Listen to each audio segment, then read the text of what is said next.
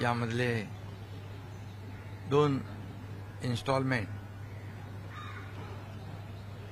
आमच्या लाडक्या बहिणींच्या खात्यात जमा होऊ लागले। कारण आम्ही निर्णय घेतल्यानंतर सांगितलं होतं की रक्षाबंधनाच्या अगोदर सर्व आमच्या बहिणींच्या खात्यात पैसे जमा होतील। त्याप्रमाणे सुरुवात झाली आहे। 17 तारखेला मोठा कार्यक्रम आहे। त्यामध्ये आमच्या करोडो बहिणींच्या खात्यामध्ये मुख्यमंत्री माझी लाडकी बहीण योजनेचे पैसे जमा होतील।